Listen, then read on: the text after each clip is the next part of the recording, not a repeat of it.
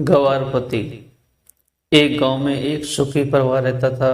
उस परिवार में 3 भाई और एक बहन थी। उसके माँ बाप उन चारों से बेहद प्यार करते थे, मगर बीच वाले बेटे से थोड़ा परेशान थे। बड़ा बेटा पढ़ लिख कर डॉक्टर बन गया था और छोटा बेटा भी पढ़ लिख कर इंजीनियर बन गया था। मगर बीच वाला बेटा बिल्कुल गंवार और आवारा किस्म का था। कुछ समय बाद उनके दोनों बेटे डॉक्टर और इंजीनियर ने शादी कर ली और महीनों के बाद ही इनकी बेटी का भी एक अच्छे घराने में ब्याह हो गया। मगर बीच वाला बेटा अभी भी कुंवारा ही था। वह अनपढ़ था और कहीं पर मजदूरी का छोटा सा काम करता था। उसको शादी के लिए कोई भी लड़की नहीं मिल रही थी। उसके माँ बाप उससे बहुत परेशान हो चुके थे।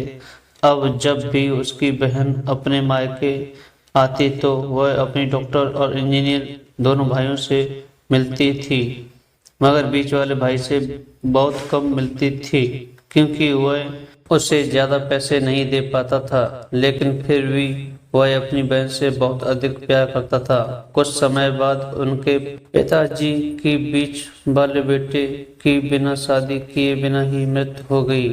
उनकी माँ ने सोचा कहीं अब किसी के मुंह से बंटवारे की बात निकले, इसलिए अपने ही गांव में एक सीधी सादी लड़की से मझले बेटे की शादी करवा दी।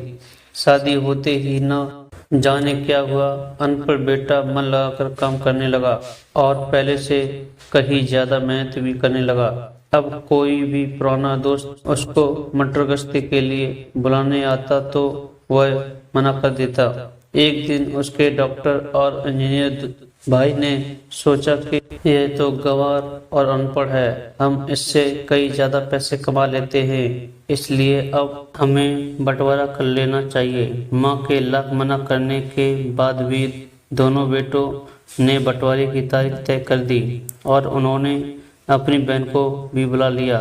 तभी उनका गंवार भाई कहता है कि तुम लोग बंटवारा कर लो, मुझे जो बचे वो दे देना या ना देना, मैं शाम को आकर अंगूठा लगा दूंगा।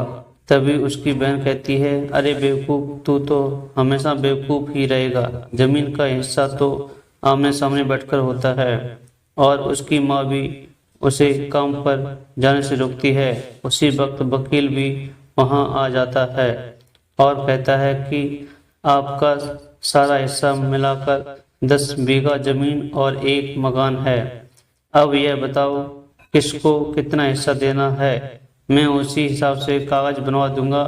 तब गंवार भाई कहता है, वकील साहब 5-5 बीघा जमीन हमारे दोनों भाइयों के नाम लिख दो और यह हमारा घर है, मेरी प्यारी बहन के नाम कर दो।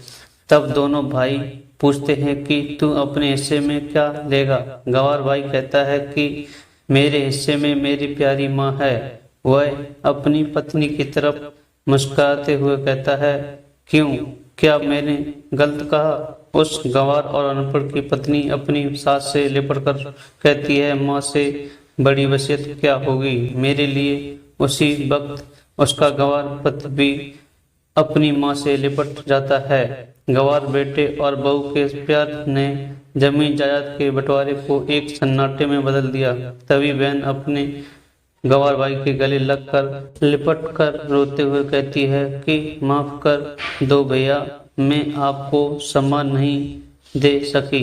तभी उसका भाई कहता है, मेरी प्यारी बहन, इस घर में जितना अधिकार हमारा है उतना ही तुम्हारा भी है। और रही बात बंटवारे की, तो बंटवारा नहीं करने से जीवन खत्म तो नहीं हो जाएगा, क्योंकि करते हैं हम बंटवारा, क्या हम एक साथ मिलकर नहीं रह सकते?